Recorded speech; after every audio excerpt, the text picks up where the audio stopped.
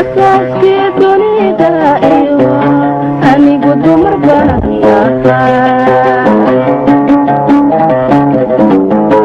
إرشادي أبني خذتي مرشان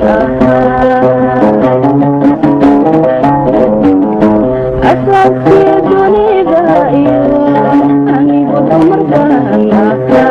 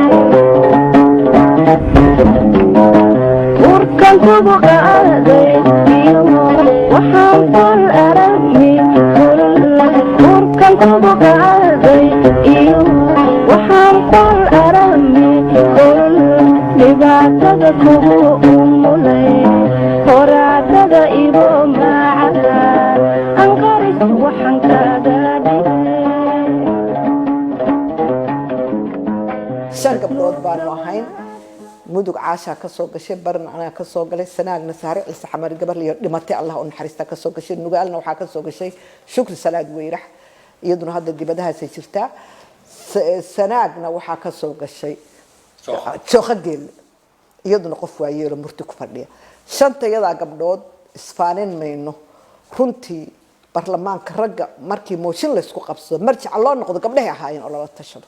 ragguna rag ixtiraama bay ahaayeen anagu intaan meesha ku jirnay matalaada haweenka wax badan baanu ka sameynay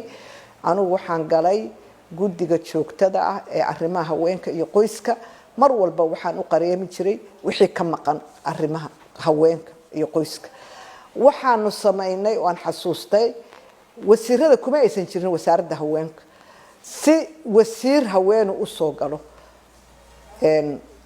fikirka waxaan keenay inaanu madaxweynaha cadde kala doodno in wasaaradda haween la dhiso sidaas wasaaradda haweenka iyo arrimaha qoyska lagu dhisay xilliga iyaga anagu meesha joognay agaranka dhaqo firfircoon caashageela wasiir ka noqotay aniguna mar baan wasiir ku xigeen ka noqday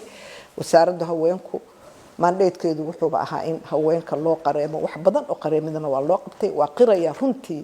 waxa la yiri dadna waa dadkii hore hadalna waa halkii yiri anigoo ah iga raali ahaadin dadka iga dameeyay boosteriga aanan wax ku sheegayn laakiin qolada ka horeyso waa kaga firfircoon tahay runtii marka wax weyn baa laga qabtay haatan gabdhaha kan wada diyaarsan oo aragtidoos maxaan ku dhahay haday loo yara tahay iyo haday tahay maxaan ku dhahay karaani iyo haday tahay siyaasad inay ku jiraan iyo baraarujinta haweenka inay ka qayb galaan dawladnimada asaas waxa uu noqotay wasaaradda haweenka iyo arrimaha qoyska hoos u dhacay maanta aynu joognana hal gabadh baa ku jirta oo gobolka Sool ka soo jeeda afartii gobol oo kale oo Puntland lagu asaasay gobolna gabadh ma matasho maxaa isbedelay wasaan ku sheegayaa horta xilligii Cabdullaahi Yuusuf Jannay raxma Allah siiye lagu asaasay iyo dadkii markaa joogay oo hadda qaarna dhintay qaarna joogeen hamiga ay qabaan hadda waa la degay dadkii hamiga ay qabaan waxay wax tabcasho iyo dhaqaale iyo guri dhisasho iyo han ambition dhaqaale dadkii galay laakiin muwaadinimadii baa yaraatay markaas annaga xilliga iyagii muwaadiniin baa la ahaa Puntland waxay saarnay ama dadka isku isirka oo dhulkan ku abtirsada way xiiqsanaayeen nabadoodii baa khatar ku jirtay waxay u xiiqsanaayeen inay helaan dawladnimo waaratiin nabad ay ku helaan rag iyo dumarba sida daraadad iyagu uma aysan jeedin kursi inay isku qabsadaan laakiin markay geedi cagaha dhigatay hadda kursiga baan lagu qabsadayo kursiga waxa la arkay inuu yahay kursi go'aan lagu gaari karo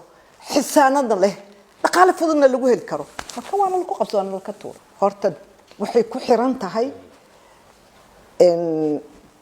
deegaanka siyaasadeed oo lagu nool yahay ku xiran tahay haddii barlamaan haday dawladda ka go'an tahay inay gabdhuhu doorkoodana qaataan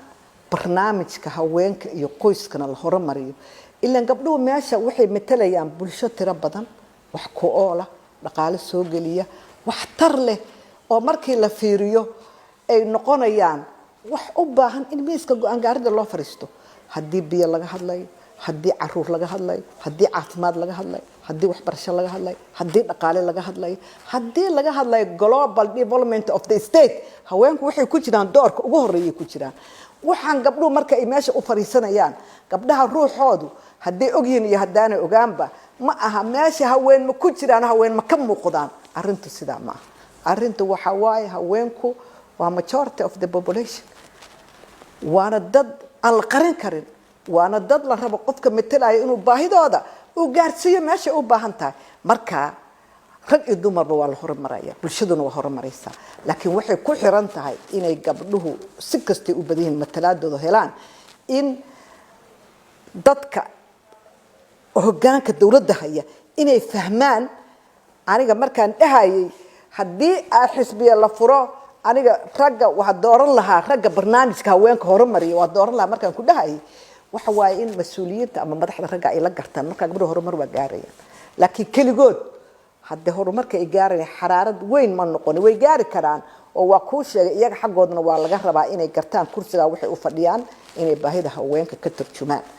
haddii iyagu gabdhuhu aan taa garan wax weyn la heli maayo sida iyagu ugu firfircoon yihiin ku xiran tahay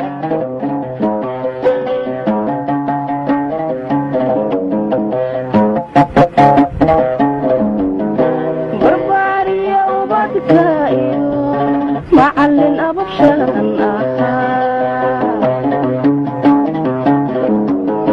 أستمتي فرنك أيها بوشان برباري وبدك معلن أبو شان أستمتي فرنك أيها بوشان